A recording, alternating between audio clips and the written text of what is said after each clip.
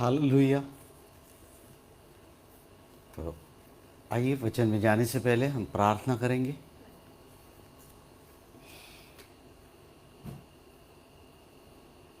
पिता परमेश्वर, तेरे वचन के लिए हम तेरे नाम की महिमा करते हैं, क्योंकि तेरे वचन में तूने लिखा है अपने नाम से भी अधिक महिमा और गौरव तूने अपने वचन का किया। होने दे प्रभु जी कि तेरे वचन को हम अपने जीवन में प्रथम स्थान दे और तेरे वचन की महिमा और गौरव करे, ऐसा होने दे, ऐसी प्रार्थना मैं करता हूँ। आज के वचन के ऊपर तो अपना आशीष दे, ये मेरी प्रार्थना है। यीशु के नाम से मांगता हूँ, आमीन। तो आज का हमारा विषय है प्रकाशित वाक्य की कुंजी, अर्थात 7 मोहरों वाली पुस्तक। आमीन। अभी हम 5वें अध्याय में हैं और अभी हम 6वें अध्याय में जाएंगे, मगर पहले ये समझना ज़रूरी है, क्योंकि ये 5 मोहरों वाली पुस्तक जो है, इसको अगर आप ठीक से समझ जाएंगे तो प्रकाशित वाक्य, ये पूरी पुस्तक आपकी समझ में आएगी। तो आइए 5वें अध्याय में से कुछ वचन मैं पढ़ूंगा। प्रकाशित वाक्य 5वां अध्याय और पहले 5 वचन मैं पढ़ता हूं। मुहरबंद पुस्तक और मेमना जो सिंहासन पर बैठा था, मैंने उसके दाहिने हाथ में एक पुस्तक देखी जो भीतर और बाहर लिखी हुई थी, और वह 7 मुहर लगाकर बंद की गई थी। फिर मैंने एक बलवंत स्वर्गदूत को देखा जो उसे ऊंचे शब्द से यह प्रचार करता था, इस पुस्तक के खोलने और उसकी मुहर तोड़ने के योग्य कौन है?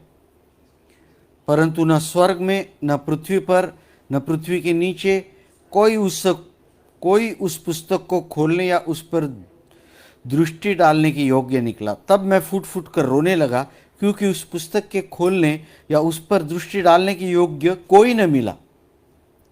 इस पर उन प्राचीनों में से एक ने मुझे कहा, मत रो, देख, यहूदा के गोत्र का वह सिंह जो दाऊद का मूल है, उस पुस्तक को खोलने और उसकी 7 मुहरों को तोड़ने के लिए जयवंत हुआ है। आमीन, हालेलुया। तो आइए हम अभी देखते हैं कि ये 7 मोहरों वाली जो पुस्तक है, ये 7 मोहरों वाली पुस्तक कितनी महत्वपूर्ण है। क्योंकि इस पुस्तक को अगर हम ठीक से समझेंगे, हम आगे जो होने वाला है प्रकाशित वाक्य की किताब में, वो सब चीज़ों को हम ठीक से समझ पाएंगे। आमीन, आमीन। तो यहाँ पर अभी हमने पढ़ा कि सिंहासन पर बैठा हुआ एक व्यक्ति है और उसके दाहिने हाथ में एक पुस्तक है, और वो पुस्तक जो है, यूहन्ना बोलता है कि मैंने उस पुस्तक को देखा। यूहन्ना उस पुस्तक को देखता है। ये जो पुस्तक है इतनी निर्णायक है कि अभी हम आगे चलकर पढ़ते हैं कि स्वर्ग की सारी गतिविधियां रुक जाती है। जो काम आम चल रहा है स्वर्ग में, सभी रुक गए इस समय पे। अब समझ लो कितना महत्वपूर्ण पुस्तक है वो। स्वर्ग में जो कुछ भी काम चल रहा है, जो कुछ भी गतिविधियां है, सब इस समय क्या हो गई? रुक गई। क्यों? क्योंकि ये पुस्तक जो है बड़ा महत्वपूर्ण है। अगर इतना महत्वपूर्ण है तो क्या हो जाना चाहिए? हमें उसको समझना चाहिए। आमीन। और वो खोलने के लिए ना स्वर्ग में, ना पृथ्वी पर, ना पृथ्वी के नीचे कोई योग्य व्यक्ति नहीं है। और यूहन्ना उसको देखता है और यूहन्ना रोने लगता है। अब ये समझने वाली बात है कि यूहन्ना कोई साधारण व्यक्ति नहीं है, आत्मा से भरा हुआ व्यक्ति है। वो स्वर्ग में पहुंचा है, सब दर्शन को देख रहा है और वो फुट फुट कर रहा है, तो कोई बड़ी बात होनी चाहिए, कोई साधारण बात नहीं होगी। कि कोई मिला नहीं बोल के रो रहा है, वो ऐसा तो नहीं हो सकता, इसलिए तो नहीं रोएगा, कोई मिला नहीं इसलिए। तो उसके पीछे जो महत्वपूर्ण रहस्य छिपा हुआ है वो समझना अत्यंत आवश्यक है। तो ये 7 मोहरों वाली पुस्तक नहीं कोई खोल पा रहा है, इसलिए यूहन्ना जो रो रहा है, तो प्राचीन में से उन्होंने कहा कि तू मत रो, प्रभु यीशु मसीह जो दाऊद का वंशज है, यहूदा वंश का सिंह है, वो उसको खोल सकता है। तो ये 7 मुहरों वाली पुस्तक जो है, ये महत्वपूर्ण बात यह है कि ये छुटकारे की पुस्तक है। आमेन, हालेलुया। ये जो पुस्तक है ये छुटकारे की पुस्तक है। ये एग्जैक्टली क्या है? ये जो पुस्तक है ये पृथ्वी का अधिकार पत्र है, ये पृथ्वी का टाइटल डीड है, ये पृथ्वी का स्वत्व सल्लेख है, नहीं तो ये पृथ्वी का स्वत्व लेख है। मतलब ये पृथ्वी जो है, इस पृथ्वी के जो कागज है महत्वपूर्ण। अभी एक उदाहरण मैं आपको देता हूं।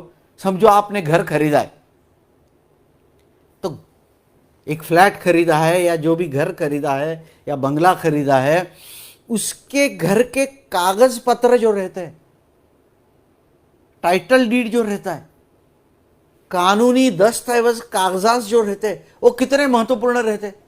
पेपर्स क्लियर नहीं तो कोई घर या फ्लैट खरीदता नहीं। बिल्कुल यही बात है। ये जो 7 मोहरों वाली पुस्तक जो है ये पृथ्वी का टाइटल डीड है, ये पृथ्वी का दस्तावेज है, ये पृथ्वी का अधिकार पत्र है। जिसके पास वो है वो पृथ्वी का अधिकारी है। आमेन, हालेलुया। ये बड़ी महत्वपूर्ण बात है। और जब तक इस पुस्तक को कोई खोलेगा नहीं, इस पुस्तक में जो पृथ्वी के छुटकारे की योजना है वो योजना शुरू नहीं हो सकती।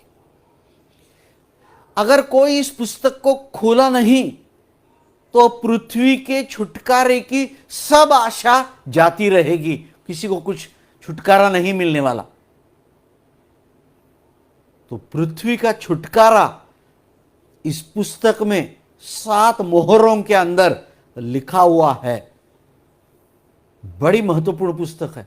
और अगर ये पुस्तक नहीं खोला जाएगा, पृथ्वी का उद्धार नहीं होगा, छुटकारा नहीं होगा। इसलिए यूहन्ना रो रहा है। कोई हल्के फुल्के या छोटे मोटे कारण से नहीं रो रहा है। वो आत्मा से भरा हुआ व्यक्ति है, वो स्वर्ग में पहुंचा हुआ है आत्मा में, वह ऐसे ही नहीं रोएगा। तो उससे आप अंदाज लगा सकते हैं कि कितनी महत्वपूर्ण बात है। आप समझिए, पृथ्वी का छुटकारा नहीं हुआ तो क्या होगा? प्रभु यीशु का जो महिमामय राज्य 1000 वर्ष का, वो इस पृथ्वी पर नहीं आ पाएगा। अगर वो पुस्तक नहीं खोली गई तो क्या होगा? आदम और हवा पाप में गिरने से पहले जो पृथ्वी की पाप रहित निर्दोष अवस्था थी वो दोबारा प्राप्त नहीं हो सकती। आमेन, हालेलुया। ये नहीं हो सकती है तो पुराने नियम में जो पृथ्वी के भविष्य के बारे में जो भविष्यवाणियां किए सब निष्फल हो जाएगी, क्योंकि कोई पुस्तक खोलने के लिए योग्य नहीं है। इतनी महत्वपूर्ण पुस्तक, पूरा छुटकारे का प्लान उसमें, योजना है उसमें, और कोई खोल नहीं पा रहा है। इसीलिए इसके परिणाम देखकर, यार रे पृथ्वी का तो आगे भी नाश ही है, ये परिणाम को देखकर यूहन्ना रो रहा था, फूट फूट कर रो रहा था। और सबसे बड़ी बात है, वो ढूंढ रहे थे कि इस पुस्तक को कोई ढूंढे, कोई नहीं मिल रहा था। ये पुस्तक को खोलना कोई दूत, कोई करूब, कोई प्रधान देवदूत का काम नहीं था। ये एक व्यक्ति, इंसान, मनुष्य का काम था। और तलाश इस बात की थी कि कोई देवदूत, प्रधान, करूब नहीं, मनुष्य की तलाश चल रही। यहां पर मनुष्य को ढूंढ रहे कि कोई मनुष्य इस किताब को खोले। अभी सवाल यह है कि इस किताब में क्या है? तो वो समझने के लिए 2 वचन मैं आपके लिए पढ़ूंगा। तो आइए हम चलते हैं वचन पढ़ने के लिए। इफिसियों की पत्री, ये पहला अध्याय 13 और 14 वचन। ये पुस्तक क्या है बताने से पहले मैं आपको ये बताता हूं कि इफिसियों की पत्री पहला अध्याय 13 और 14 वचन, जिसमें तुमने भरोसा किया, प्रतिज्ञा किए हुए पवित्र आत्मा की छाप लगी, वह उसके मोल लिए हुओं के छुटकारे के लिए हमारी मिरास का बयाना है कि उसकी महिमा की स्तुति हो।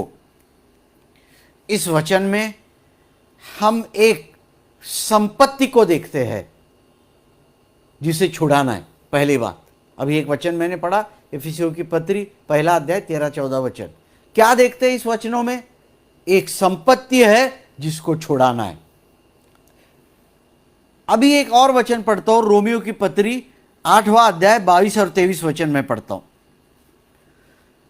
रोमियो की पत्री 8वां अध्याय 22 और 23 वचन।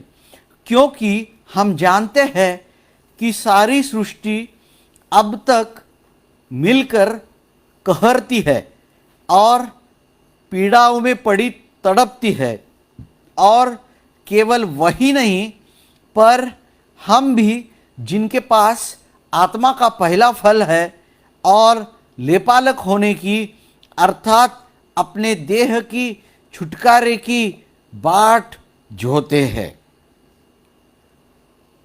इन 2 वचनों से हमें यह पता लगता है कि इन दोनों ने, मानव और पृथ्वी, पहली संपत्ति थी पृथ्वी और इसमें कौन है? मानव। इन दोनों ने, किसने किसने? मानव ने, मनुष्य ने और पृथ्वी ने, इन दोनों ने कुछ खोया है जिसका छुटकारा उनको प्राप्त करना है। थोड़ा कठिन लग रहा होगा आपको, पर यह समझना अत्यंत आवश्यक है। कुछ खोया है इन दोनों ने और इसका छुटकारा होना आवश्यक है। यही तो इस पुस्तक में है। अभी क्या खोया है थोड़ा हम देखते हैं, तभी आपकी समझ में आएगा कि ये क्या मनुष्य ने खोया है। देखो, पाप ने, जब पाप आदम के द्वारा इस धरती पर आया, तो इस पाप के द्वारा आदम ने राज्य, पद तथा पृथ्वी के अधिकार सब कुछ उसने खो दिया जो परमेश्वर ने उसे दिया था। प्रारंभ की किताब पहला अध्याय 26वें वचन में ऐसा लिखा है, हम पढ़ते हैं, परमेश्वर ने कहा, आओ हम मनुष्य को अपने स्वरूप तथा समानता में बनाए, वे सागर की मछलियां, आकाश के पक्षी, पशुओं तथा सारी पृथ्वी पर प्रभुता करे। याद रखे, परमेश्वर ने मनुष्य को, आदम को सब चीजों का स्वामी बना दिया था, सबका राज उसके ऊपर चलता था। सागर की मछलियां, अभी हमने पढ़ा, आकाश के पक्षी, पशु पक्षी, जीव जंतु, सबके ऊपर वो कौन था?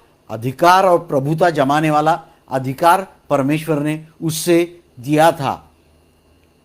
जब आदम पाप में गिर गया, वो अकेला नहीं गिरा, संपूर्ण पृथ्वी के प्रमुख के स्वरूप में वो गिरा। ये बात बड़ी महत्वपूर्ण है। वो अकेला गिरा क्या? नहीं, सारे पृथ्वी का जो प्रमुख था, मुख्य था, उसके स्वरूप में गिरा। इसलिए जिस पर वो राज्य करता था, किस पर वो राज्य करता था? पृथ्वी, पशु पक्षी, जीव जंतु, सागर की मछलियां, प्राणी, सबके ऊपर राज्य करता था। सबके ऊपर वो श्राप आया क्योंकि वो सबका मुख्य था, प्रमुख था। इस बात को समझना आवश्यक है छुटकारे के लिए। आदम में न केवल संपूर्ण मानव जाति का पतन हुआ, परंतु भूमि, जंतु जगत, वनस्पति जगत सभी श्राप के अधीन हो गए। बड़ी महत्वपूर्ण बात है। इस प्रकार इससे क्या हो गया? मनुष्य गिर गया। सब अधिकार किसके पास था? मनुष्य के पास था। अभी क्या हो गया? वो गिरने के बाद शैतान पृथ्वी का गैर कानूनी अधिकारी बन गया। अभी टाइटल डीड किसके हाथ में आया?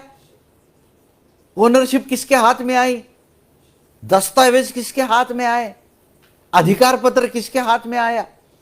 स्वत्व लेख किसके हाथ में आया? शैतान के हाथ में आया, क्योंकि आदम ने पाप करके उसने ले लिया। आदम से गिर गया आदम, सारी पृथ्वी गिर गई, आदम भी गिर गया, पृथ्वी के ऊपर सबके ऊपर श्राप आया, शैतान के हाथ में सब अधिकार चला गया।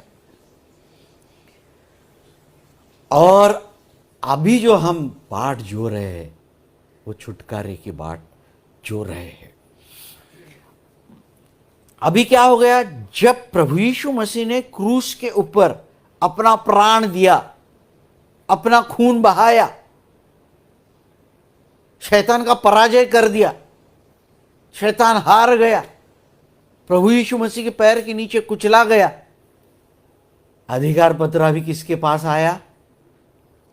अभी अधिकार पत्र परमेश्वर के हाथ में है। आमीन, हालेलुया। अभी किसके हाथ में है?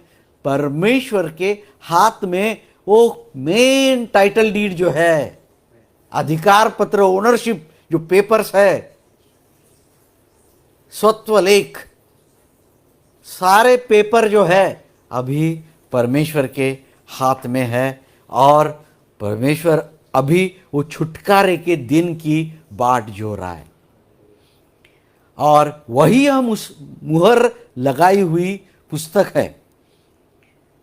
आदम और उसकी संतान इस पृथ्वी को शैतान के हाथों से छुड़ाने में असमर्थ है, इसलिए यीशु मसीह को ये काम करना पड़ा। अभी इसके लिए थोड़ा हमें पीछे जाना पड़ेगा, ये समझना अत्यंत आवश्यक है। थोड़ा गहराई में जाकर मैं आपको समझाता हूं। इसके लिए हमें क्या करना पड़ेगा? लेविटिकस, लेविय की किताब 25वां अध्याय, लेविटिकस चैप्टर 25 वर्सेस 23 टू 25, लेविय की किताब 25वां अध्याय 23 से 25। ये वचन अभी पढ़ूंगा नहीं, पर आप केवल समझने की कोशिश करो इसमें क्या लिखा। इसमें यह लिखा है कि जब किसी की संपत्ति, जमीन, जायदाद जब्त हो जाती है, उसको कैसे छुड़ाना चाहिए। परमेश्वर ने इसके विषय में अपने मूसा की व्यवस्था में कानून दिए हुए हैं। जब किसी की जमीन, जायदाद, संपत्ति क्या हो जाती है? जब्त की जाती है, कोई ले लेता है ऐसा जब्त करके, छुड़ाने के विषय में ये मूसा के कानून, परमेश्वर ने मूसा की व्यवस्था में दिए हुए कानून है। समझो एक व्यक्ति कर्जे में गिर गया, थोड़ा मैं आपको समझा देता हूं 5 मिनट में। एक व्यक्ति कर्जे में गिर गया। अभी जब वो कर्जे में गिर गया और उसने अपनी संपत्ति या अपनी जमीन या अपना खेत या अपनी जायदाद खो दी, किसी ने उसको जब्त कर दिया, जो जिससे उसने कर्जा लिया था, या जो उसका क्रेडिटर है, या जो उसका साहूकार है, उसने क्या किया? वो जो ऋणी था उसका भाग और जमीन ले लिया। मगर कैसे लिया? जिसको जब्त करना है पहले उसको क्या करना पड़ता है? जज के पास जाना पड़ता है, न्यायाधीश के पास जाना पड़ता है, या फिर जो वहां पर जो रहेगा मुख्य याजक उसके पास जाना पड़ता है। ये सारी चीजें उसको बतानी पड़ती है। फिर क्या करते हैं? कानूनी दस्तावेज बनाते हैं कि यह आदमी ने पैसे उधार लिए थे, ये वापस दे नहीं सकता है, ये कर्जदार है और ये उसका साहूकार है, नहीं दे पा रहा है, इसलिए आज से ये जमीन इसके खाते में जमा हो जाती है। परंतु याद रखे, परमेश्वर ने ऐसा नियम बनाया था, जमा तो हो जाती है, इसके नाम पे हो जाती है, पर हमेशा के लिए नहीं। मूसा की किताब में, लेविटिकस में लिखा हुआ है, लेविया में, हमेशा के लिए नहीं। और ये जज या न्यायाधीश के सामने ये कानूनी दस्तावेज बनाना जाता है। अभी उसके बाद क्या होता है? परमानेंटली, हमेशा के लिए जायदाद संपत्ति उसको नहीं मिली है। ये संपत्ति को जो कर्जेदार आदमी, कर्जा लिया हुआ आदमी है, वो छुड़ा सकता है, परंतु वो कैसे छुड़ाएगा? वो तो पहले से ही अभी ये बन गया, गरीब बन गया, वो तो छुड़ा नहीं सकता। मगर परमेश्वर ने अपने व्यवस्था में एक और चीज उधर लिख के रखी है, अगर वो नहीं छुड़ा सकता है, उसका कोई नजदीकी रिश्तेदार, नाते संबंध वाला, सगा उस जमीन को छुड़ा सकता है। आप समझ गए? ये तो आदमी नहीं छुड़ा पाएगा। आज छुड़ाने का रहता तो अभी छुड़ा था, अभी तो पूरा गया है, वो गुलाम बन गया। अभी कहां से छुड़ाएगा? तो ऐसा है, वो नहीं छुड़ा पाए तो उसका नजदीकी संबंधी, खून का रिश्ता वाला रिश्तेदार या सगा इसको छुड़ा सकता है। मगर वो जो सगा, पहली बात छुड़ाने वाला कौन होना चाहिए? उसका नजदीकी रिश्तेदार, सगा होना चाहिए, पॉइंट नंबर 1। उसके बाद वो इसको छुड़ाने के लिए इच्छुक होना चाहिए। He must be willing to redeem. उसकी इच्छा होनी चाहिए कि मैं इस जमीन को या संपत्ति को छुड़ाऊं। दूसरी बात। और तीसरी बात, अगर छुड़ाना है तो क्या करना चाहिए? छुड़ाने के लिए उसको उसकी कीमत भरनी पड़ेगी। अभी देखिए, इसका भी प्रबंध उसमें किया है। वो क्या करते थे उस जमाने में?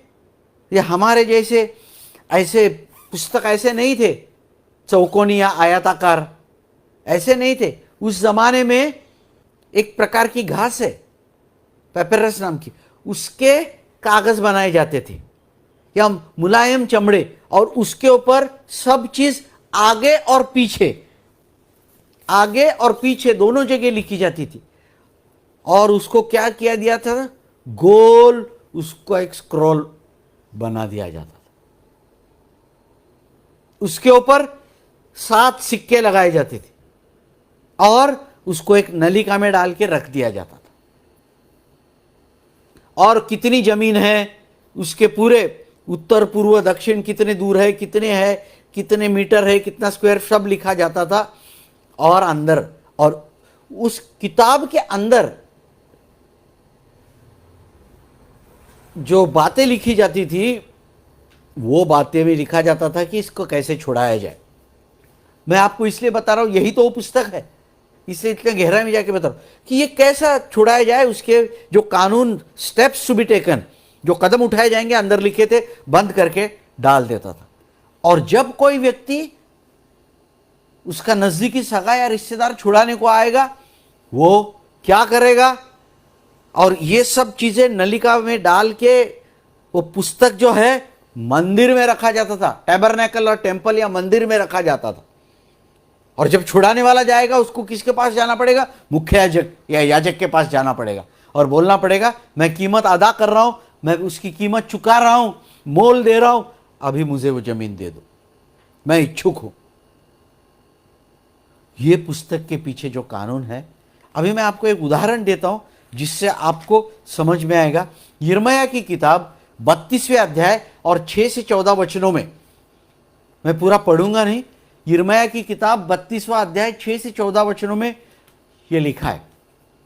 परमेश्वर ने कहा था सभी लोगों को कि देखो, तुम पश्चाताप करो। यहूदी लोगों को, इस्राएल के लोगों को कहा, नहीं तो नबूकदनेस्सर राजा आएगा, तुम युद्ध में हार जाओगे, तुमको बंदी बना के, गुलाम बना के 70 साल के लिए तुम्हें लेके जाएगा। उस समय जो लोग हैं, लोग सोच रहे कि क्या करेंगे, अभी तो कुछ फायदा नहीं, पश्चाताप तो नहीं कर रहे। तो इसके लिए ये यिर्मयाह का जो चचेरा भाई था, जिसका नाम था शल्लूम का पुत्र हनमेल, वो अपनी जमीन यिर्मयाह को बेचने लगा। मगर परमेश्वर ने कहा था 70 साल के बाद तुम वापिस आओगे, अभी नबूकदनेस्सर राजा आने वाला है, सब नाश करने वाला है, तो जमीन लेके फायदा क्या है? पर परमेश्वर ने अभिवचन दिया, मैं 70 साल के बाद तुमको वापिस लाऊंगा। ये दिखाने के लिए परमेश्वर ने यिर्मयाह को कहा, जा तू जमीन खरीद ले। अभी ये जमीन जो है, उसका चाचा जो शल्लूम का पुत्र हनमेल था, जो अनातोत नगर का था, उसका खेत था। वो खेत क्या किया उसने? खरीद लिया। कैसे खरीद लिया? चांदी के 17 सिक्के तराजू में तोल के उसको दे दिए। और क्या किया? दस्तावेज जो थे उसके ऊपर हस्ताक्षर सही कर दी, सिग्नेचर यिर्मयाह का, हनामेल का, उसके चाचा का। केवल इतना ही नहीं, जो लोग गवाह थे, विटनेस, उनके भी हस्ताक्षर कर दिए। वही वचनों में लिखा है 6 से 14। फिर क्या किया, उसके ऊपर मोहर लगा दी। मोहर बोले तो एक सिक्का, जैसे पुराने जमाने में रजिस्टर लेटर आते थे ना, उसके ऊपर 1,00,000 का लाल या नीला सिक्का लगता था, वैसे। और ये खरीद के दस्तावेज की 2 प्रतियां बनाई गई, जिसमें खरीद की शर्तें और नियम लिखे हुए थे। और ये दस्तावेज मुहरबंद था और दूसरा खुला था। और यिर्मयाह का सेवक बारूद को उसने आदेश दिया कि तू एक मटका लेके आ, मिट्टी का घड़ा लेके आ, उसमें दोनों रख, लंबे समय तक रहे। क्योंकि 70 साल के बाद जब यिर्मयाह आएगा तो इस जमीन को छुड़ा सकता है। मगर यिर्मयाह वापिस नहीं आया, आप जानते हैं। और यिर्मयाह के कोई बाल बच्चे नहीं थे, क्योंकि यिर्मयाह ने शादी नहीं की थी। तो हो सकता है उसका जो कोई रिश्तेदार हो नजदीकी, उसने आके इससे वो लिए होगी। पर इसका संबंध हमारे साथ क्या है, इस बात को थोड़ा और स्पष्ट करके बताता हूं मैं। अगर आप रूत की पुस्तक पढ़ेंगे तो वहां पर बोआज नाम का एक व्यक्ति है, जो रूत का छुड़ाने वाला, रिडीमर के स्वरूप में सामने आता है। यह भी एक अच्छा उदाहरण है। और यह यिर्मयाह का भी उदाहरण मैंने आपको दिया, लेविटिकस भी बताया। यह उसकी बेस है, ये पुस्तक की। ये पुस्तक को समझना अत्यंत आवश्यक है। तो इस प्रकरण में हम देखते हैं कि यिर्मयाह जो था वो छुड़ाने वाले के रूप में कार्य करता है। छुटकारे का मूल यिर्मयाह ने अदा कर दिया था और दोनों पुस्तकें मोहरबंद कर दी और मिट्टी के घड़े में। और यह मोहरबंद पुस्तक उस समय तक खोई हुई या अलग की हुई संपत्ति का प्रतीक है। वो संपत्ति के पूरे पेपर उस घड़े में है। खोई हुई संपत्ति या अलग की गई खेत, जो संपत्ति का प्रतीक कौन सा था, वो मोहर लगाई हुई पुस्तक। अभी आप देखिए इसका इस पुस्तक से क्या संबंध लगता है। जब आदम ने सब कुछ खोया, खुद भी गिर गया, साथ साथ पृथ्वी को, पशु पक्षी प्राणी जंतु मछली सबको लेके गिर गया, श्राप सबके ऊपर आया। तो अंतिम आदम यीशु मसीह जो है, उसने तीनों आवश्यकताओं को पूरा किया। अंतिम आदम या दूसरा मनुष्य कौन है? प्रभु यीशु मसीह। आदम ने सब कुछ खोया। कौन छुड़ाएगा? दूसरा मनुष्य। कौन छुड़ाएगा? लास्ट एडम, आखिरी आदम। कौन है वो? प्रभु यीशु मसीह। 3 चीजें जरूरी है, जैसा मैंने आपको छुड़ाने वाला बनने के लिए उसका नजदीकी रिश्तेदार बनना पड़ता है, सगा संबंधी बनना पड़ता है। प्रभु यीशु मसीह ने कैसा पूरा किया? आदम ने खोया था, प्रभु यीशु मसीह ने मनुष्य का पुत्र बन के इस धरती पर आया। आमेन, हालेलुया। बाइबल में कहा गया है, और निर्दोष अवस्था में आने के लिए उसने कुमारी मरियम, वर्जिन मरियम, कुमारी मरियम के पेट में जन्म लिया। बाइबल में हम पढ़ते हैं प्रभु यीशु मसीह के साथ हम संगी वारिस है, क्योंकि वो हमारा बड़ा भाई है। यीशु मसीह इस पृथ्वी पर मनुष्य का रूप धारण करके आया, इसलिए वो हमारा नजदीकी सगा रिश्तेदार बन गया। पहली शर्त पूर्ण हो गई। उसके बाद यह है कि छुड़ाने वाला इच्छुक और तैयार होना चाहिए। साम्स चैप्टर 40 वर्स 8, 7 और 8 और इब्रानियों की पत्री 10वां अध्याय 7वें वचन में ऐसा लिखा है, मैंने कहा देख मैं आ गया हूं, पुस्तक में मेरे विषय में लिखा है। लूका की किताब 22वां, और उसमें आगे भी कहा है, I delight to do thy will O my God. मैं तेरी इच्छा पूर्ण करने में आनंद करता हूं। और 12वां अध्याय लूका की किताब 22:42, 22वां अध्याय 42वां वचन में प्रभु यीशु मसीह करता है, मेरी नहीं बल्कि तेरी इच्छा पूरी हो जाए, गेत्सेमनी बगीचा में। अभी तीसरी बात है, प्रभु यीशु मसीह पृथ्वी पर मनुष्य का रूप धारण करके आया, हमारा रिश्तेदार बन गया, सगा बन गया। अभी वो ये भी बोल रहा है कि मैं तैयार हूं, क्योंकि बाइबल में इब्रानियों के पत्री 12वां अध्याय 2 वचन में कहा है कि the Joy that was set before him, उसके सामने जो आनंद था, बड़ी खुशी से क्रूस के ऊपर का मरण उसने लिया। आनंद यह था कि हमारा छुड़ाया जाना। अभी तीसरी बात है कीमत चुकाना। रिश्तेदार भी बन गया, तैयार भी हो गया, पर कीमत कौन चुकाएगा? प्रभु यीशु मसीह ने कीमत चुकाई। एक वचन में पढ़ता हूं, पतरस की पहली पत्री 1 अध्याय 18 और 19, तुम्हारे निकम्मे चाल चलन से तुम्हारा छुटकारा सोने चांदी से नहीं हुआ, पर निर्दोष निष्कलंक मेमने अर्थात मसीह के बहुमूल्य लहू के द्वारा हुआ। आमीन। तो यीशु मसीह ने क्या कीमत चुकाई? अपना प्राण, अपना खून, क्रूस पर मर गया, कीमत भी चुकाई, तैयार भी था, रिश्तेदार भी बन गया। इसीलिए वो 7 मोहरों वाली किताब स्वर्ग में खोलने के लिए मेमना एकमेव योग्यता प्राप्त व्यक्ति है। अभी आप समझ गए कितनी बड़ी राज है उसके पीछे। वो पुस्तक खुलेगी नहीं तो पर आप पाप में ही रहेंगे। परमेश्वर की योजना के अनुसार सही समय पर यह पुस्तक खोली जाएगी। अभी किसके हाथ में है? पहले शैतान के हाथ में थी, अभी किसके हाथ में है? परमेश्वर के हाथ में।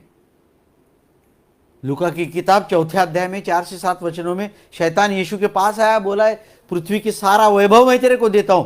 यीशु ने कोई वाद विवाद नहीं किया उसके साथ, क्योंकि यीशु को मालूम था कि वो पृथ्वी का अधिकारी है।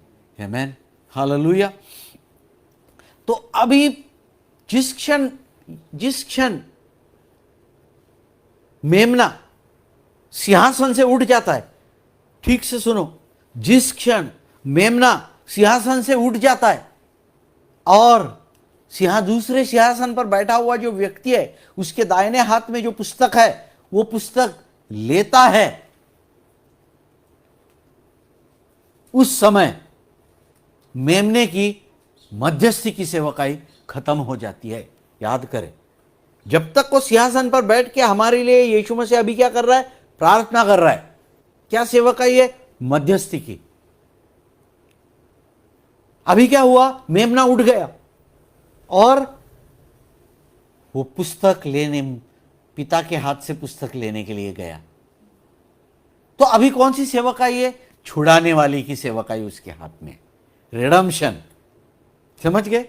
मध्यस्थी की प्रार्थना से छुड़ाने वाले की सेवकाई। ये बड़ा अच्छा चित्र बाइबल में दिया है। कई लोग पिता पुत्र परमेश्वर को मानते नहीं, जैसे यहोवा विटनेस या फिर ओनली जीसस या अन्य लोग, उनके लिए एक अच्छा चित्र है। पिता के हाथ से, दाहिने हाथ से प्रभु यीशु मसीह पुस्तक ले रहा है, उसका अर्थ ठीक ठीक 2 व्यक्ति है। तो आप कैसे कहते हैं ओनली जीसस, यहोवा विटनेस? 3 तो है ना, पिता पुत्र पवित्र आत्मा। यहां तो देख रहे, एक व्यक्ति के हाथ में है पुस्तक और दूसरा व्यक्ति ले रहा है, यहीं पर 2 व्यक्ति हो गए। तो सिर्फ ओनली जीसस वाले कैसे बोल सकते कि सिर्फ यीशु परमेश्वर है, पिता नहीं? या यहोवा वाले कैसे बोल सकते, यहोवा विटनेस, कि यीशु है नहीं, सिर्फ परमेश्वर ही है? गलत टीचिंग है वो, उसका पर्दाफाश यहां पर हो जाता है। आमीन, हालेलुया। इस बात को भी आप जाते जाते समझ जाओ। जो इससे संबंधित नहीं है, फिर भी मैंने महत्वपूर्ण समझा, इसलिए मैंने आपको बताया। तो छुटकारे का कार्य क्या हो जाता है? अभी आरंभ हो जाता है।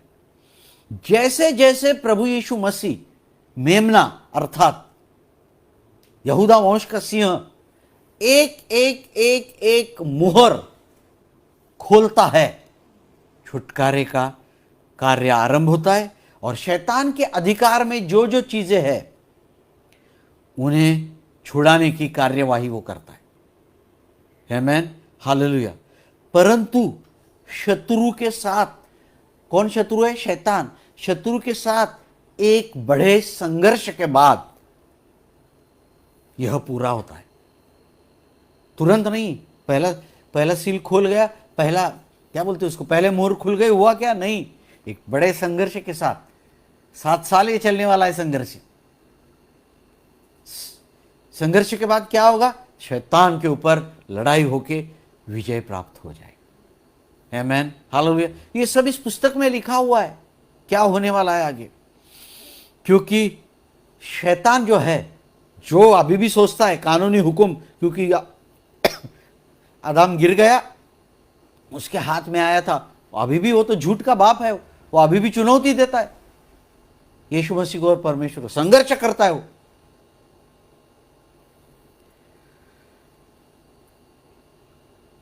और जैसे पुत्र पिता के हाथ से ये 7 मुहरों वाली पुस्तक लेता है, तब क्या होता है?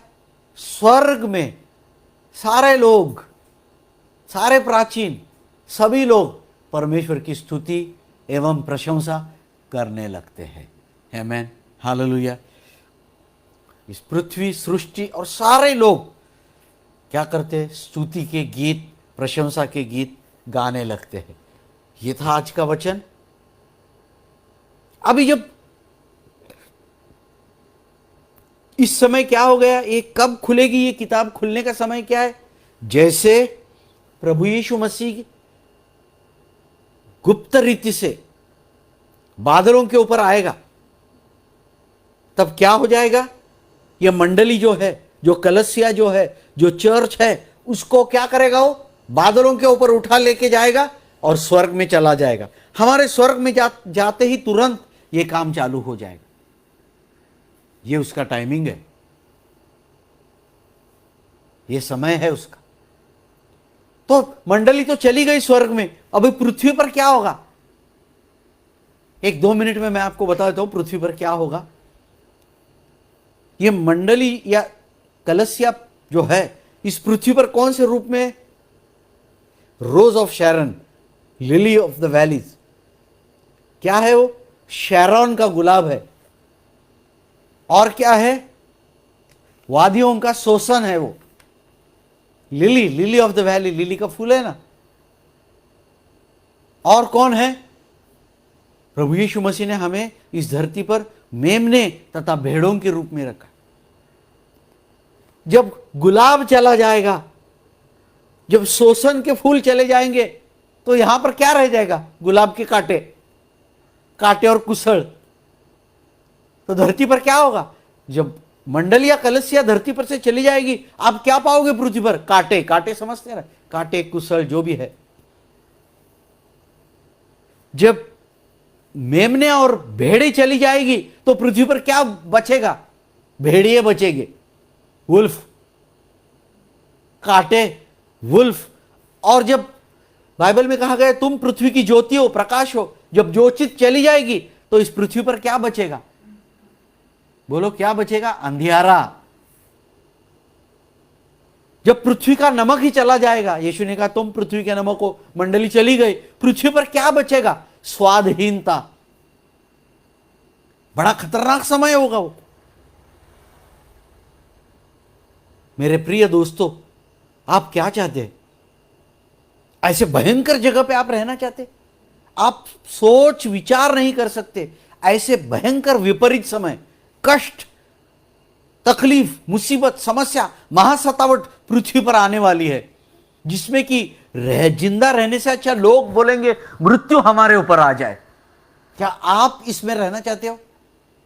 अगर नहीं तो क्या करें? तुरंत पश्चाताप करें और प्रभु यीशु मसीह के खून से धोकर पश्चाताप करके अपने पापों को मानकर यीशु का स्वीकार उद्धारकर्ता के रूप में करें। तब आप उसके संतान बन जाएंगे और यीशु के साथ, मंडली के साथ, कलसिया के साथ स्वर्ग में जाने का अधिकार आपको मिलेगा। ये बड़ी महत्वपूर्ण बात है, इसके ऊपर आप विचार करें। परमेश्वर ने आपको पहले ही सावध करके रखा है। तो आइए आज हम अपना वचन यहीं पर बंद करेंगे। परमेश्वर सभी लोगों को इस वचन के द्वारा आशीष दे। आमीन, हालेलुया। आइए हम क्लोजिंग प्रेयर करेंगे, अपने सिरों को झुकाएंगे। पिता परमेश्वर, इस मुहरबंद पुस्तक का रहस्य आज तूने हमें बताया। कितनी महत्वपूर्ण पुस्तक है, और उस पुस्तक को खोलने के लिए केवल मेमना प्रभु यीशु मसीह, दाऊद की संतान, यहूदा वंश का सिंह योग्य है। इसलिए हम तेरे नाम को धन्यवाद देते, क्योंकि उसने मोल चुकाया है, हमारा नज़दीकी संबंधी बन गया, रिश्तेदार बन गया, और उसने हम इच्छुक भी था कि हमें इस पापों से छुड़ाए। इसलिए हम तेरे नाम को कोटि कोटि धन्यवाद देते।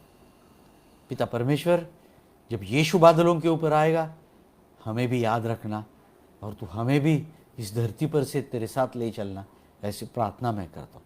प्रभु, ये वचन लोगों को आशीषित हो जाए, ऐसी प्रार्थना मैं करता हूँ। नासुरी यीशु के नाम से मैं मांगता हूँ। आमीन, आमीन।